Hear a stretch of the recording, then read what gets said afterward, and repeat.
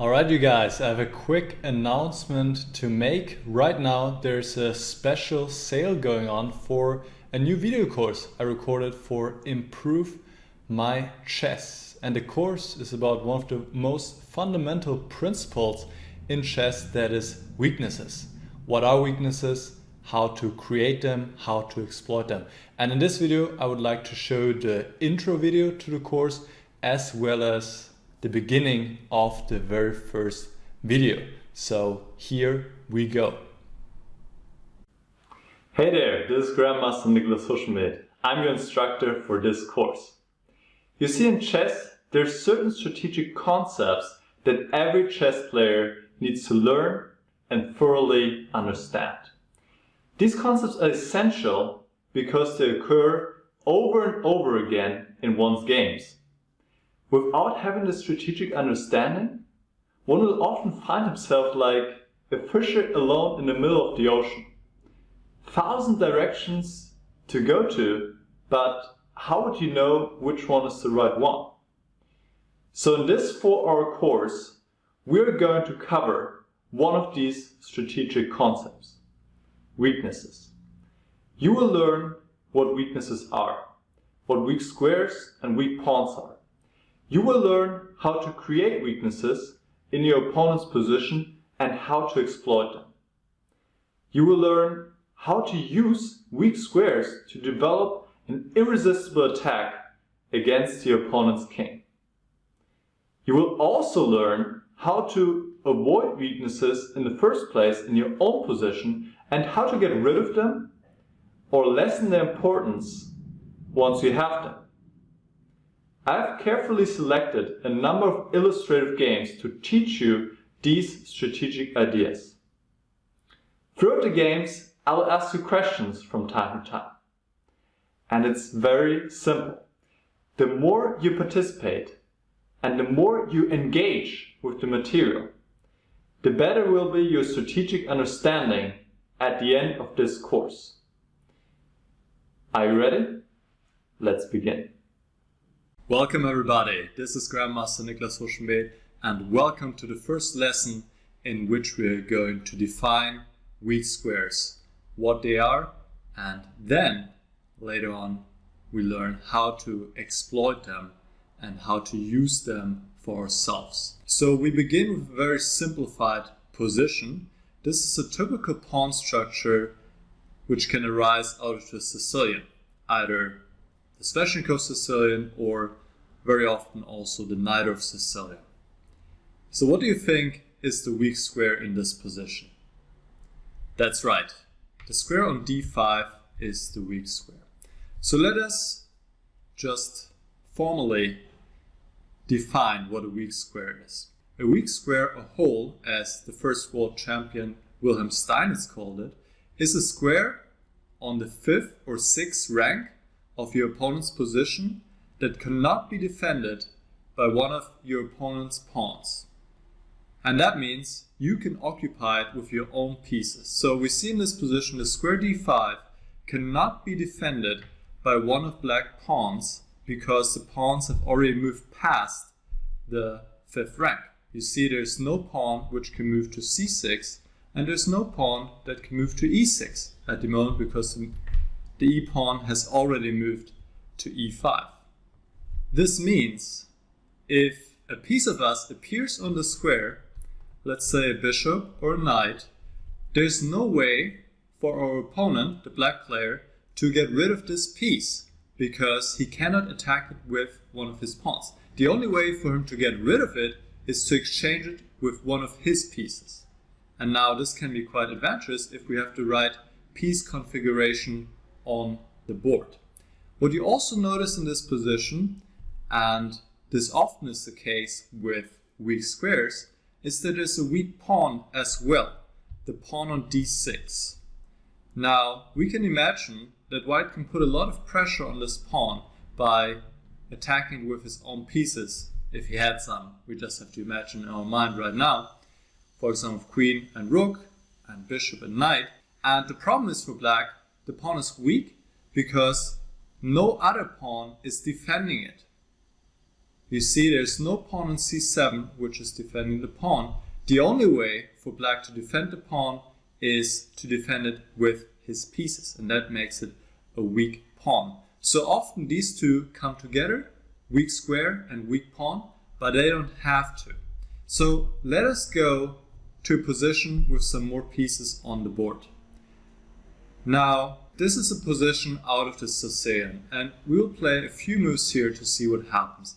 So right now, white threatens to bring in the knight to d6 with check. So the natural black move is to play d6, and we see that the following opening moves really revolve around the square d5.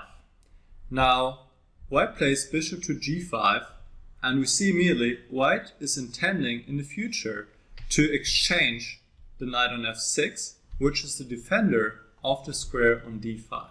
So we already see that both sides are playing moves to take better control of the square d5. Now a6 pushing back the knight, which makes it harder for the knight to come back and control the d5 square. b5. Now white occupies the weak square with one of his pieces, the knight. Bishop to e7. Now black is threatening to take on d5 with the knight, and white exchanges the knight on f6. Bishop takes back, and white goes c3. And let us stop here for a moment. So white just played c2 to c3, so he can bring the knight back into the game and once again support the other knight on d5 and have better control over this square. The knight on d5, we call this an outpost. So outposts are pretty much the same thing as weak squares when we use it for ourselves. So a weak square for our opponent can be an outpost for us, given that we have pieces to use it for. In this case, the d5 square is a beautiful outpost for the white knight, and we want to keep it there as long as possible. So what black is going to do here, black is going to try and force white to either retreat with his knight or to force white to take back with a pawn, since in that situation the weak square disappears. So let's just, for the sake of the argument, make some moves here just to illustrate. In this position, if white had to take back with the pawn, which here he didn't, but let's just assume, now the weak square disappeared. There's no weak square on d5 anymore because the pawn is occupying it, and there's no weak pawn on d6 anymore as well. Clearly, here it becomes much more difficult for white to attack the pawn on d6. But you notice something? A new weak square, a new outpost has appeared, which maybe can be used for the white pieces. Can you see which one it is? That's right, the square on c6 suddenly is supported by the pawn, and if a knight appears there, this could be strong for white.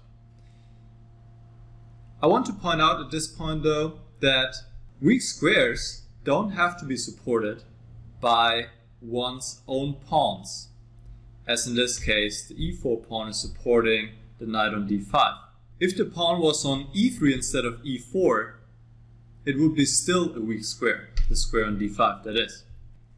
So we already talked about what the struggle is about in this opening. Both sides are fighting for the control of the d5 square, and black either wants to force white to take back with a pawn on d5 or push away the knight from d5 so that eventually black can get rid of this weakness by pushing it forward with d5. This is the general idea that black is trying to implement in this kind of position, even though in the Sveshnikov Sicilian, which we're seeing here, this is often very difficult to accomplish, so black seeks counterplay in different ways by playing with f5 and attacking the center in that way and seeking counterplay in this fashion.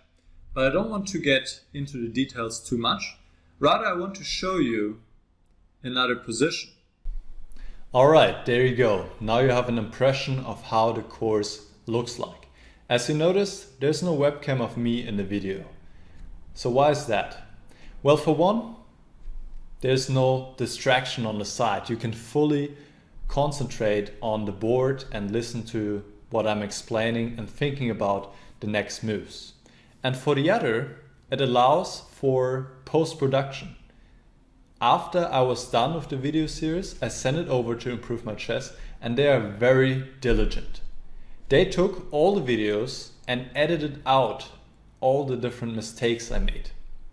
And I'm talking about language mistakes here, like ums and ams and saying the wrong thing, saying black instead of white, or saying the wrong piece, or too long breaks. And I think that really provides some extra value and leads to a more enjoyable viewing experience. All right, so the sale is still going on until this Sunday, March 17th, 11:59 p.m., so the end of Sunday.